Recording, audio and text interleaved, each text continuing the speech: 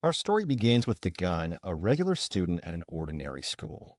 However, due to his small stature and gentle nature, Dagun became the target of bullying by the mischievous kids in his class. At first, when erasers would suddenly fly at him, Dagun thought it was just a coincidence. Oh, I think I accidentally threw an eraser at you. Sorry, I meant to throw it to the person sitting in front of you. The kids would laugh and explain insincerely. However, Dagun noticed that there was no one sitting in front of him. It was then that he began to realize something was wrong. Realizing it was one thing, but standing up for himself was another. The gun chose to remain silent and endure, but that only gave the bullies more confidence to continue. Erasers kept flying at the gun's head, making it impossible for him to focus on his studies. People often say a moment of patience is worth 9 moments of peace, but how long could anyone tolerate it? After a short time of suppressing his feelings, Dagun finally turned around and boldly demanded that the bullies stop his malicious joke. To his surprise, instead of feeling remorse, the bully acted arrogantly and insolently, making the atmosphere between them more tense than ever. To him, the fact that Dagun dared to speak out in opposition was utterly unacceptable. To preserve his pride, he didn't think he needed to listen to Dagun. On the contrary, when he saw Dagun approaching with an angry expression, he became even more furious. Dagun, feeling anxious about the tense situation, tried to explain that he just wanted peace and had no intention of offending or opposing anyone. But someone like him, a petty person, only knew how to strike instead of speak. Rather than listening, he no longer threw an eraser, but directly threw his hand at Dagon's face. Realizing things were escalating, Dagon tried to apologize to ease the situation. However, the bully had no intention of stopping. He continued to attack relentlessly. The students around them just stood and watched, treating it like a spectacle, completely indifferent to the violence unfolding. It wasn't until the teacher entered that a new student hurriedly ran over to try and intervene. The gun silently thought that he had finally been saved, but the reality was completely different. Despite Dagun's attempts to seek help and signal the teacher, she just turned a blind eye and coldly said, "Both of you should stop this childish behavior." Those words felt like a bucket of cold water poured over Dagon's flickering hope, making him realize that even the adults weren't on his side. Surprised, stunned, and completely shocked were the emotions that Dagon experienced. He couldn't believe that his teacher viewed what had just happened in front of her eyes as merely a joke. The hope of being helped was now shattered. Pleading for the bully to stop had no effect, and expecting help from anyone else was hopeless. The only thing Dagon could do at that moment was to grit his teeth and endure. Even when the immature kid stuck a paper with the words "No Mother" on his back, Dagon couldn't resist. He had no one to share the pain he was in. The adults were indifferent, and no one was willing to offer help. In his own classroom, Dagon was completely isolated, submerged in loneliness and helplessness. However, things started to change when another bully appeared in the class. At first, it seemed like nothing to mention until he entered the classroom asking for cigarettes. At that moment, his gaze accidentally caught the paper stuck on Dagon's back. A person who despised childish games, the white shirt guy approached, grabbed the collar of Dagon's shirt, and yanked the paper down to read the words. As soon as he finished reading "No Mother," he immediately flew into a rage. The thug quickly interrogated and discovered that the person behind this childish prank was Dagon's immature friend. Without further words, the man in white immediately showed his furious attitude. Sensing the impending danger, the immature kid desperately tried to justify himself, claiming he was just teasing Dagon because he was an orphan and had no intention of offending him. The man in white, however, ignorance comes with consequences. What the immature kid didn't know was that the man in white was also an orphan. Therefore, his ridiculous and disrespectful behavior was completely unacceptable. Without any further explanation, the man in white taught the immature kid a lesson he would never forget. He was beaten so badly that even his parents wouldn't recognize him, a ruthless punishment for his despicable actions. Witnessing the entire event, Dagon initially felt fear, but as he reflected on how the man in white fiercely defended his own dignity, he gradually realized that strength was the key to never having to suffer bullying again. As time passed, Dagon's determination was proven through his relentless efforts. From devouring martial arts books and training his physical strength to learning real-life combat skills, from televised matches, Dagon gradually became stronger each day. His skills and physical fitness improved dramatically enough to turn his dream of no longer being bullied into a reality. The intensity of Dagon's training continued to increase, and the martial arts books gradually became second nature to him. With unwavering perseverance, his height, weight, endurance, and strength improved dramatically over time. He gradually underwent a transformation, becoming a completely new person. After some time, Dagon finally returned to school. But far from the meek little bunny he once was, he now attracted the attention of female students with his muscular and captivating physique. However, not every girl dared approach him, as he had become the king of the school, someone who used violence to rule over violence. Dagon was no longer the king, but just an ordinary young man working as a clerk at a small convenience store. The story of school violence, or what is called Ilgin, the strong ruling over the weak, seemed to continue unabated beyond the control of teachers. Even when the Ilgin were no longer around, bullies would still seek out other Ilgin, those stronger than themselves, to lean on. This is also the topic that S wants to present in her project called Ilgin Dominates Yan. Through this project, S aims to form a team that operates in the shadows, responsible for managing the Ilgin and maintaining order. It can be said that this is a project for control through Ilgin. From S's presentation, the plan seems quite interesting, but the idea of controlling violence with violence is a very crazy one. Therefore, a few members of the council who attended the meeting proposed to the old chairman to dismiss this ridiculous project.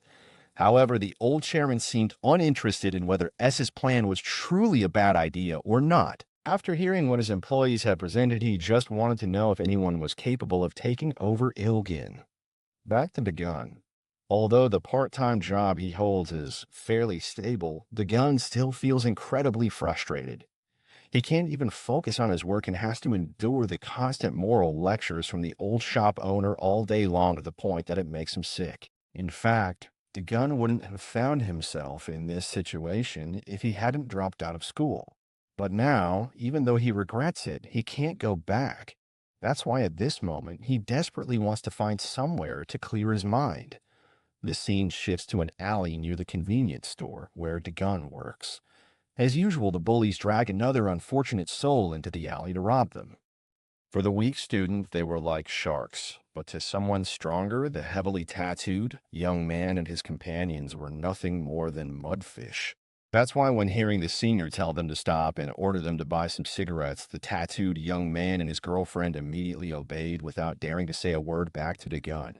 After having to listen to the shop owner ramble on with moral lessons, he finally got a moment of peace, but it didn't last long. When the other two entered, the shop owner immediately broke into a cold sweat, making an excuse to check the staff room and the accounting books to sneak away, leaving Dagon alone at the register. Dagon had just faced off against two truly immature kids. As soon as he saw them, he recognized them as high school students. When they asked to buy cigarettes, Dagon sensed something wasn't right and asked for ID. Of course, as students, they had none. The tattooed youth tried to deflect, speaking in circles and attempting to brush it off, clearly displaying a fake thug act. Dagon bluntly told them to leave, wanting to clear the air. Being told to get lost by a part-time staff member didn't sit well with the immature kid's girlfriend. She immediately went into girlfriend mode, threatening Dagon. The tattooed young man joined in, tossing money in front of Dagon while playing the role of both provocateur and audience. It had been a long time since Dagon had encountered such disrespectful brats. Deep down, he wanted to punch the arrogant kid in the face, but for the sake of his livelihood, he remained polite and asked the young man to show his identification. Upon hearing this, the fake thug not only ignored him, but shamelessly grabbed 2 more bottles of liquor to impress his girlfriend. Annoyed, Dagon demanded that he stop the charade immediately. Yet, even for something as simple as buying cigarettes and alcohol, the immature kid became reckless, grabbing Dagon by the collar and shouting, "Do you know who my father is? You better lower your tone or I'll break your jaw so you can't brag anymore." Watching from behind the bar, owner, aware that the tattooed youth was no saint, quickly rushed out to intervene. To avoid unnecessary trouble and knowing he couldn't reason with the immature kid, the owner apologized and suggested Dagon step outside to settle the matter, preventing it from affecting the other customers. Hearing that, although he didn't like how the boss allowed things to continue, Dagon had no choice but to face the immature kid. The little brat thought that now they were outside Dagon would change his attitude, trembling and weak. The brat puffed up his cheeks, narrowed his eyes, and threatened in a harsh voice. "Hey, you little dog, repeat what you just said. We're outside now. Do you want me to beat you to death?" "Damn it, if you get beaten here, no one will be able to protect you, you lowly part-timer." But life never plays out the way the weak expect. Not only did Dizon not care about the threats, but on the contrary, he remained incredibly calm and cool as he ordered the brat, "Take your hands off my collar." He bluntly gave him 3 seconds to comply. Hearing this, the brat's girlfriend burst out laughing as though it was the most ridiculous joke she had ever heard. She mocked. "Haha, are you counting down from 3, you idiot? Are you crazy, or are we filming a movie and I didn't know about it?" With a smug expression, she assumed Dagon must have lost his mind to dare speak like that to her boyfriend. Meanwhile, Dagon started counting down. 3. The tattooed young man still hadn't realized what was happening, and he raised his hand, preparing to slap Dagon, thinking he would teach him a lesson in manners. And so in a daze, the immature kid heard his girlfriend calling, tried to open his eyes, and only then realized he had been knocked out in the blink of an eye. Truly, a fake thug through and through. Even though his face was swollen from the beating, he still refused to admit it, claiming it was just an unfortunate accident, and that's how Dagon took the opportunity to sneak attack him. He comforted himself by thinking that if it had been a fair fight, Dagon wouldn't have stood a chance. While still bragging loudly, the immature kid didn't forget to signal his girlfriend to go get more people. However, since she couldn't hear him clearly, she asked him to speak louder. Hearing this, he yelled at her, cursing her out and telling her to go bring more people to gang up on Dagon. After being yelled at, she angrily stormed off to call her friends. Dot, on the other hand, the immature kid began to act all high and mighty, arrogantly asking Dagon, "Haha, loser, aren't you from this city? Do you know who I am? Do you know who my crew is that you dare to challenge me?" It sounded tough, but when it came to these fake thugs, Dagon had dealt with them more than once. Despite the opponent's constant boasting, Dagon maintained a calm tone, curious about the age of the immature kid. However, the latter stubbornly refused to answer. Sensing that the other person didn't appreciate gentle conversation, Dagon lightly hooked his finger into the man's collarbone and squeezed. In just 3 seconds, the heavily tattooed youth confessed that he was only 17 years old. Even though the immature kid was screaming in pain, Dagon calmly threatened that if he ever came back to buy cigarettes again, he would make him unrecognizable to his parents. At that moment, his girlfriend arrived with a group of thugs. Although the immature kid seemed somewhat embarrassed when he saw his companions, Dagon remained completely at ease. To him, a few more chickens didn't make a difference. Dagon calmly asked, "Is everyone here now?" Still, no matter how he looked at it, Dagon couldn't believe the big guy in front of him was a high school student. He wondered to himself if the immature kid had called his uncle for backup. Hearing this, the chubby guy retorted, "I'm Dean, a student at Namdong High School," he said with a defiant tone. "I don't know who you are, but let me hit you first." As soon as he finished speaking, the fat young man, without caring who stood in front of him, attempted to charge forward and land a punch right into Dagon's face to teach him a lesson.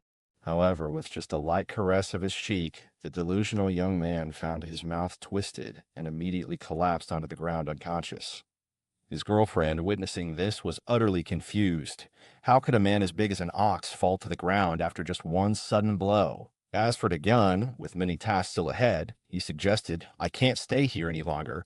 You all go in and let's grab the goods quickly." Insulted, the fake big thugs, enraged, advanced, wanting to settle the score with Dagon. However, despite their intimidating appearance, their actual skills were too low to pose any real challenge. Dagon had no trouble handling each one. He continuously dodged their attacks, countering with swift and lethal strikes. Every move was precise, with no wasted punches. From blocks and dodges to jabs and hooks, The thugs kept rushing in, only to quickly find themselves gasping for air under the gun's control. From behind, in an attempt to take revenge for the earlier slap from the gun, the tattooed young man was about to use the bottle of liquor he had picked up to attack the gun. However, when Dagun turned around, the immature kid was immediately met with a punch so powerful that he flew through the air like a kite in the wind, crashing hard into a corner of the wall. In less than 3 minutes, the fake thugs were all lying motionless on the ground. The leader, upon seeing this, immediately realized that such a powerful person could only be one person in this place. Not wanting to escalate the situation any further, the leader of the fake thugs softly greeted, "You were Senior Quan Gon, right? You used to attend the same school as me in the past, correct?" Upon hearing Daegun's name, the girlfriend next to him immediately recognized him as the one who had once led the Incheon area, a territory he had ruled during the bloody times 2 years ago, but was wiped out by Daegun in just a week. She had heard that being shot might be better than being beaten by Daegun, but she couldn't deny that he looked quite handsome. So just as expected, rumors are just rumors, right? Seeing Dagun, the leader immediately bowed his head, apologized, and promised not to repeat his actions, hoping that Dagun would forgive him and his underlings this time. Hearing it made his ears itch.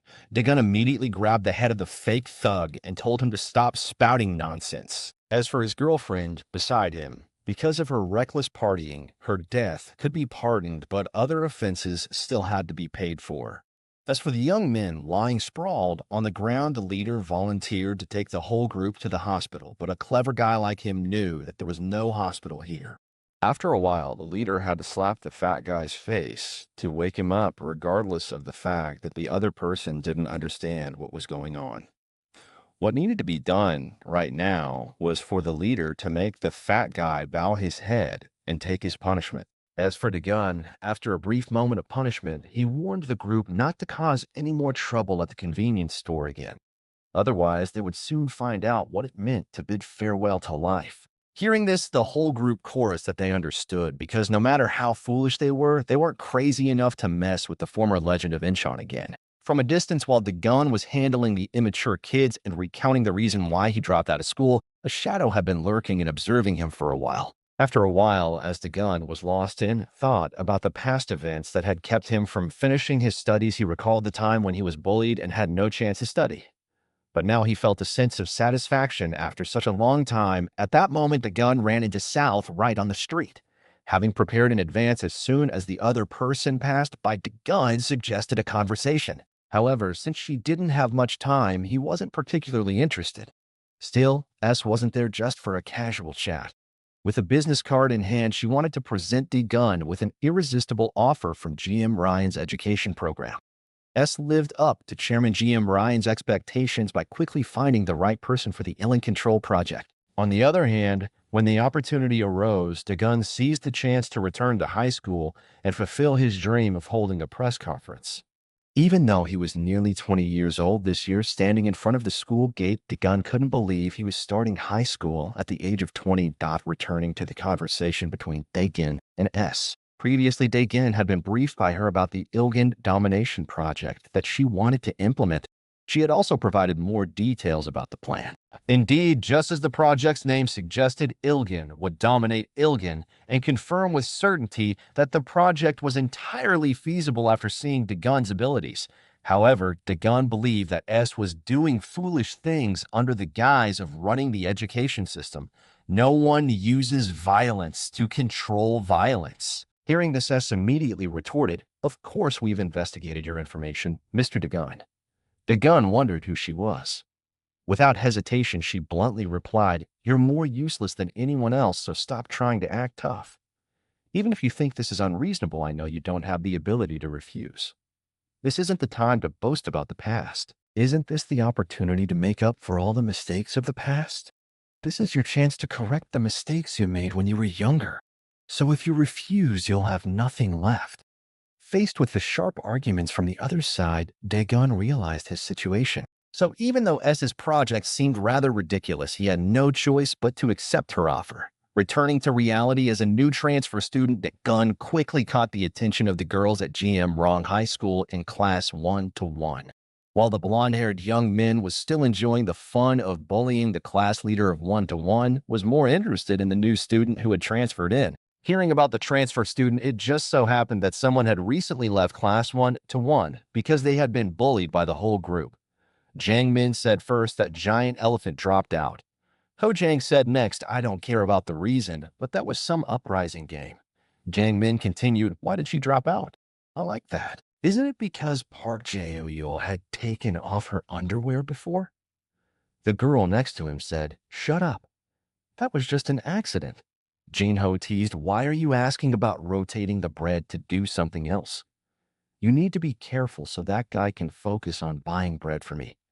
The teacher shouted from inside, hey, stop gathering and get inside. While the group was chatting animatedly about bullying some of the classmates, the transfer student arrived. Oh, the transfer student should be here now, right? The teacher said. Hey, stop talking and sit down. Today, we have a new student. Go ahead and introduce yourself. The boy spoke up. I'm Hwan Gun. I'm from Incheon. The girls in the class all blushed, with one even borrowing lipstick from a friend to do her makeup. The boys were equally surprised by Dagon's appearance. Even Nagloe, a member of the party group, was completely smitten by Dagon's looks and quickly did her makeup to make an impression on the new student. However, on the other hand, Ho Jong felt extremely annoyed as a new kid had appeared and stolen all the attention that used to be his. He was now looking forward to the moment when he could teach the new student a lesson. As for Dagon, the teacher announced that a student had dropped out, so Dagon would take that empty seat and quickly adapt to school life. Dagon quickly got acquainted with his neighbor Min Soo, who introduced him to the school they were attending. However, as soon as the old teacher left, Ho Jang, with a smirk on his face, approached Dagon's seat.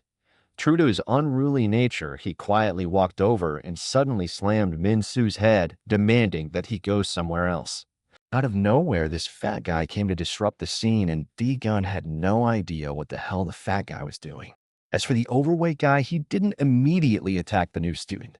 Instead, he ordered Min Soo to shut up and go buy some sausage bread for him. The reason is very simple, he said. That old friend of yours used to be in charge of buying bread for me, but now he's dropped out of school without a shred of sincerity, and now that parasite has run off.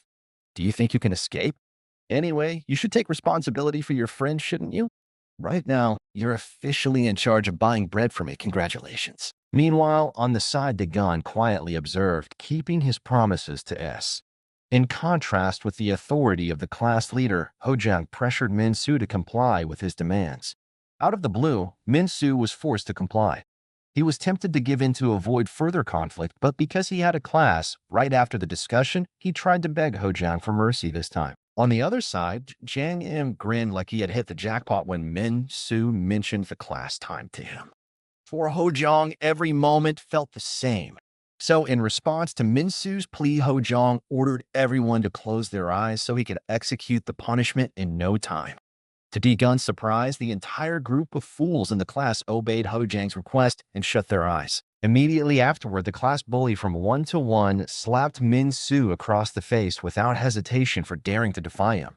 Standing by and observing, Dagon truly wanted to teach the fat kid a lesson he'd never forget. However, to ensure the confidentiality of the project, he had to adhere to the strange rules set by S. According to S's perspective, school was just a kingdom where animals, whether weak or strong, coexist. In that kingdom, an ordinary lion could never become the king of the monsters. Therefore, S required Dagon not to be an ordinary lion. Back in the present, Dagon was still struggling with the difficult terms of the contract with them, to the point where he had forgotten about the need to turn a blind eye.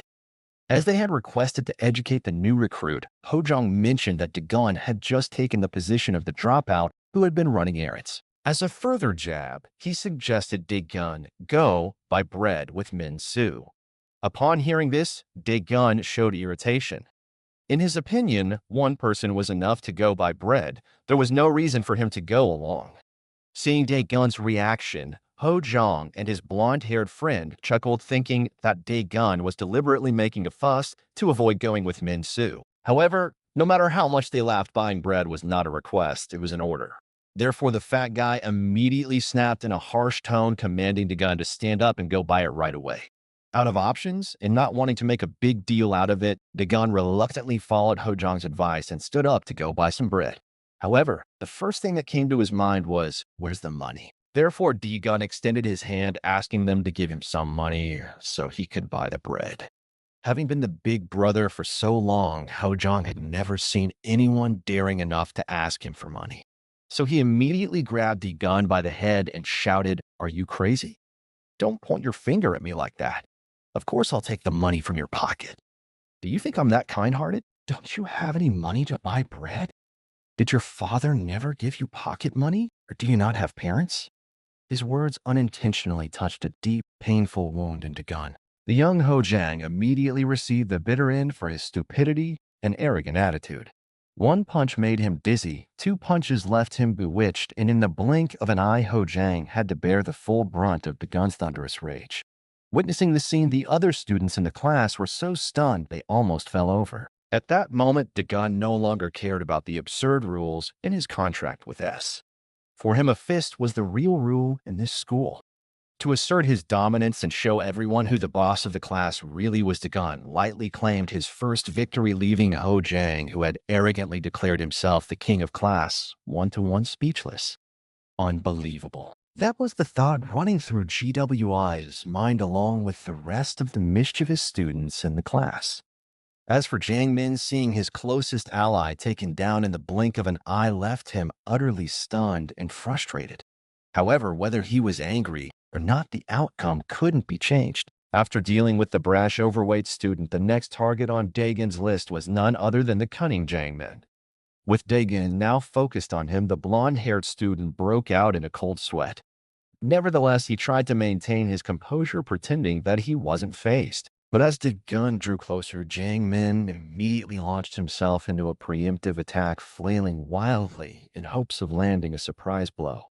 He threw punches and kicks, but unfortunately none of them hit their mark.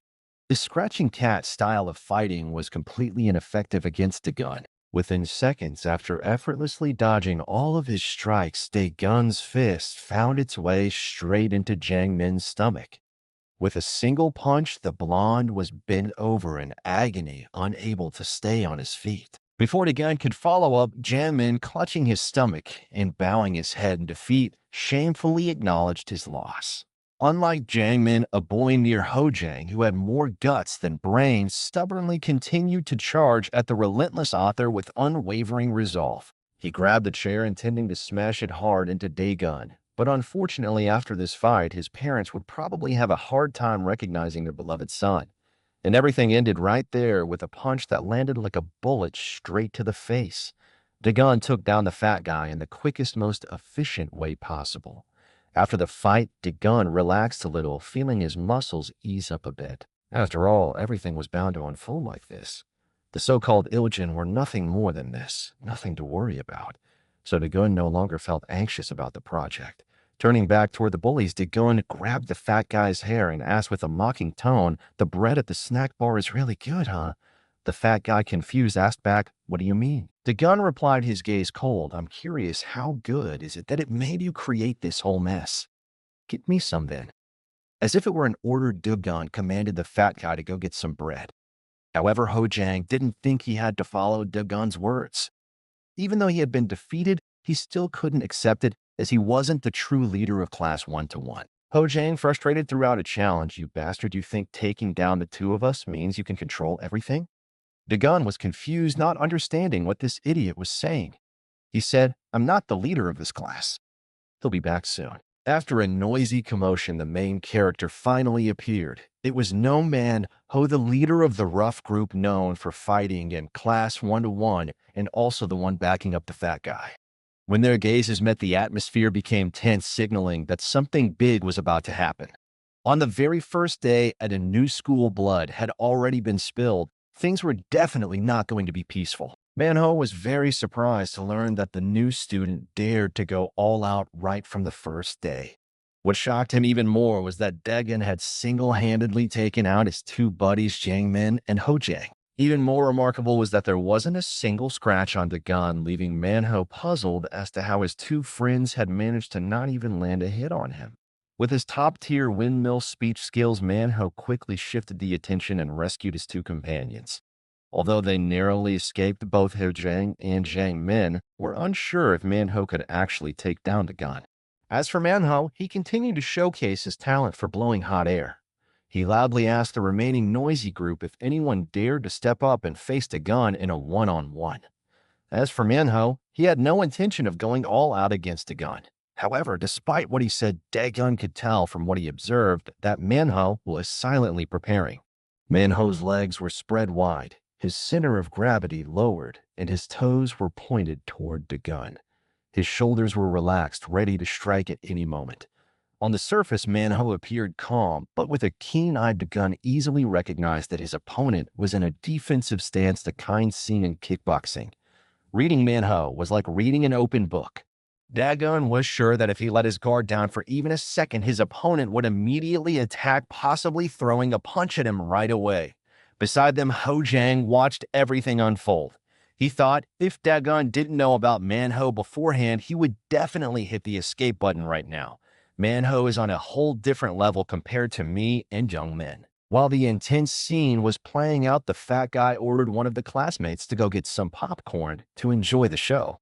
However, Ho Jiang's command was quickly rejected as he had lost his boss status in Class 1-1. Thinking about that made him frustrated.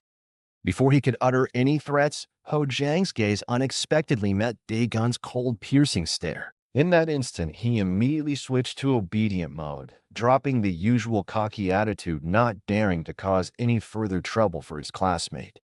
Seeing the group of hooligans no longer showing any fear towards the fat man Manho was somewhat surprised.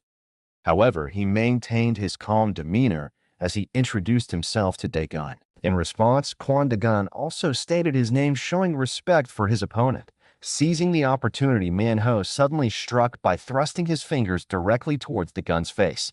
However, this surprise attack was merely a trick to distract his opponent. In reality, the deadly move Manho had aimed for was the kick from below. Dagon quickly realized that his opponent was targeting his lower body.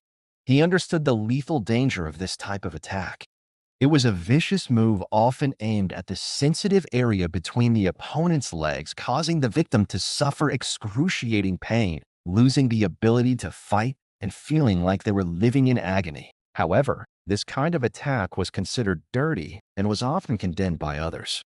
Nevertheless, Dagon never expected that Manho dared to use such a despicable and shameless move. In a moment of surprise, Dagon's body instinctively reacted with the natural defense of a man, and he moved his hands down to protect his sensitive area. But this very action became an opportunity for Manho to launch another deadly strike, and Dagon was hit.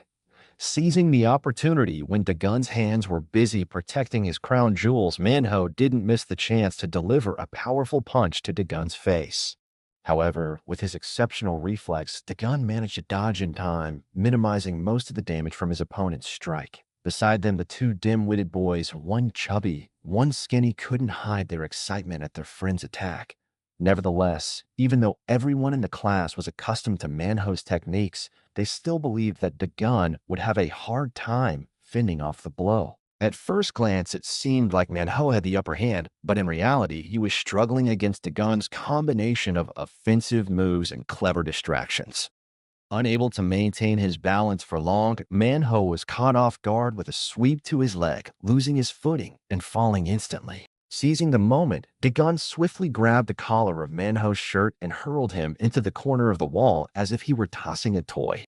Despite the clear advantage Dagon had in the fight, the cunning and underhanded tactics of Manho still made him cautious, especially with the confident look in his opponent's eyes as he observed from the sidelines.